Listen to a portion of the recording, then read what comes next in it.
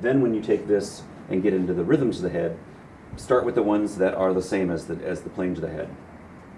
This shape here, that is the same as this. It's the same shape, it's just that this is the angular version and this is the rhythmical version. So if we're looking to see where does the front of the face stop and become the side, we'd be looking for a way to make this flow. And where does the front of the face end on this side? About here where that shine is. Now if you look at, not every photo is great, not every lighting is great, not every face is descriptive. That's why you got to do a bunch. But right about here, that shine right there is where the corner of the face is. That's where this changes to side. The shine right here is where it changes, and then we look for the peak on the, where does the bone stop being top, start being the side. A lot of this stuff is obvious, but you're going to get much more information by finding it on a head. That's not to be confused with this shape. People often mix the two up. This shape is a abstract rhythm that happens with several different muscles and bones in the face that happens to happen to a lot of people. And it's partially in the front and partially on the side. It's actually the back of this muscle group and the fold here at the base of the eye and a groove in there, and then you can connect the dots. That rings a bell. But so those are two different shapes. So if you're looking at his face, you'd be looking at this muscle that part of it's in the front of the face, part of it's in the side. It's the reason for the silhouette having that bulge on it, so that you don't just draw a silhouette that has bumps and things that are actually connect to something else. But that's what you're hunting for with that. And on some people, if you really want to push the age, you push this a lot. If you want to just make the structure work, don't push it a lot. Just pick up maybe a hint here and a hint here and a hint here. You're not going to see everything connect. You'll erase some of the lines. Where's the box in the frontal view? What's that? Where's the box in this frontal view? I was a little confused. You mean this shape? No, as the box it corresponds here. Over here. I thought you were talking on the front of the teeth. Yeah. Where's it on the frontal view? It's the peak. See the. See how the mouth has a peak here? Right. The top here. Right. Squint. The lower lip has a predominant front and side. Okay. And it goes to the chin, so it would be this point to this point.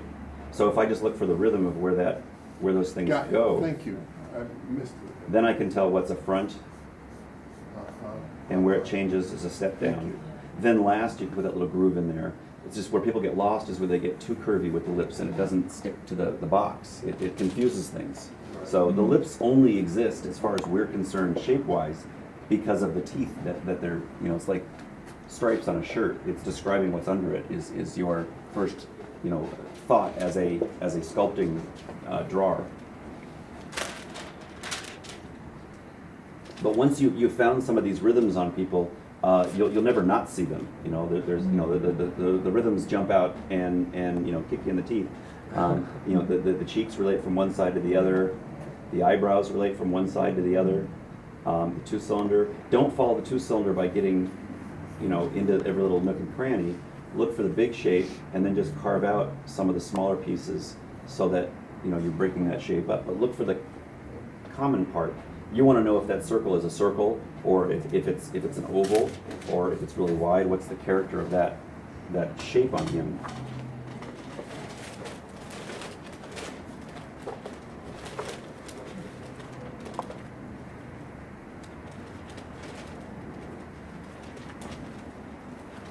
Different lightings will show off different things, but you can see the rhythmical connection in part of it here, but the lighting is stressing slightly different things. Maybe you'll pick up the rhythm from here to here. From here to here is that front plane. I'm sorry, is that the circular plane, the two-cylinder. No, two-cylinder is a smaller one. This is the we'll call it Henry. That's the Henry. The rhythm that goes from here to here. Muzzle shape, there we go. But that's what's picking up this rhythm in here versus this shape here, which is the difference between your front and side of the box. So distinguishing which of those you're drawing is what's going to give you clarity with your drawing. But just go through all these. What else corresponds to this? This shape is obviously the same as this shape, so you're looking to see where does the front of the head. You get rid of all of our wonderful diagrams up here. And the eyebrow basically follows the box. You know, it starts underneath the hollow, goes over the socket, and then where the head changes direction is where the eyebrow changes direction. So you want to use the eyebrow to describe what it's sitting on. When you're doing this diagram, like this plane that we look for here, this is just the rhythmical version of it.